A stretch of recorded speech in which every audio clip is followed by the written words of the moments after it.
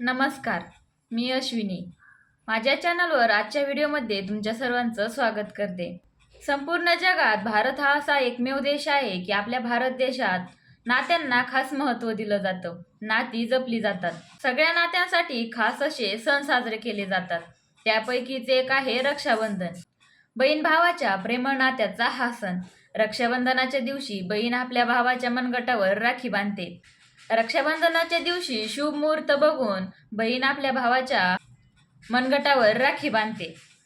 परंतु ही राखी बरेच जण अनेक दिवस आपल्या हातामध्ये ठेवतात. काही जण तर ही राखी वर्षभर आपल्या हातामध्ये ठेवतात. परंतु वर्षभर आपल्या हातात ही राखी ठेवणं कितपत योग्य आहे? ती राखी हातामध्ये किती दिवस ठेवावी? किती दिवसानंतर ती राखी हातातून सोडली पाहिजे? आणि ती राखी सोडल्यानंतर त्या राखीचं काय करावं ते आपण आजच्या व्हिडिओमध्ये बघणार आहोत. तर त्यासाठी व्हिडिओ शेवटीपर्यंत नक्की बघा. आवडला तर एक लाईक करा, शेअर करा आणि सोबतच चॅनलला सबस्क्राईब करा. रक्षाबंधन हा सण श्रावण पौर्णिमेला साजरा केला जातो. रक्षाबंधनाच्या दिवशी बहीण आपल्या भावाच्या मनगटावर राखी बांधते. बऱ्याच जणी रक्षाबंधनाच्या दिवशी राखी बांधणं शक्य होत नाही तर नंतर 1-2 दिवसांनी राखी बांधतात.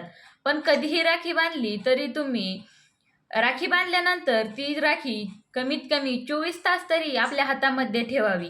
24 तासानंतर म्हणजेच 1 दिवसानंतर ती राखी तुम्ही हातातून सोडू शकता. काही भागात ही राखी म्हणजे रक्षाबंधनाच्या दिवशी बांधलेली राखी ही रक्षाबंधनापासून ते गोकुळाष्टमीपर्यंत हातामध्ये ठेवली जाते आणि गोकुळाष्टमीच्या दिवशी ती राखी हातातून सोडली जाते. तर बऱ्याच भागात ही राखी रक्षाबंधनापासून ते श्रावण अमावस्यापर्यंत म्हणजेच बैलपोळ्यापर्यंत ही राखी हातामध्ये ठेवतात आणि बैलपोळ्याच्या दिवशी या सणाच्या दिवशी ही राखी हातातून सोडली जाते. तर हातामध्ये बांधलेली ही राखी सोडण्यासाठी निश्चित असा दिवस किंवा निश्चित अशी वेळ नाही. शास्त्रातही याचा कुठेही उल्लेख नाही. त्यामुळे बरेच जण ही राखी अनेक दिवस आपल्या हातामध्ये ठेवतात. परंतु शास्त्रामध्ये पवित्रतेला खूप महत्त्व आहे. त्यामुळे ही राखी जास्त दिवस आपल्या हातामध्ये ठेवू नये. श्रावण पौर्णिमेनंतर भाद्रपद पौर्णिमेला पितृपक्ष सुरू होतो आणि पितृपक्षात हातामध्ये राखी ठेवू नये. त्यामुळे पितृपक्ष सुरू होण्याआधी तुम्ही हातातून राखी काढून घ्यावी. बऱ्याच ठिकाणी ही बैलपोळ्याच्या अगोदरच राखी काढली जाते.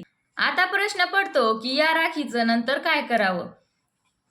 तुम्हालाही हा प्रश्न कधी ना कधी पडलाच असेल की राखी पौर्णिमेनंतर हातातल्या या राख्यांचं काय करावं? तर तुम्ही या राख्या आठवण म्हणून एखाद्या पेटीमध्ये किंवा एखाद्या बॉक्समध्ये तुमच्या जवळ ठेवू शकता किंवा मग तुम्ही या राख्यांचं विसर्जन करू शकता. त्याचबरोबर तुम्ही या राख्या एखाद्या देवझाडाला म्हणजे एखाद्या झाडाच्या फांद्यांना बांधू शकता.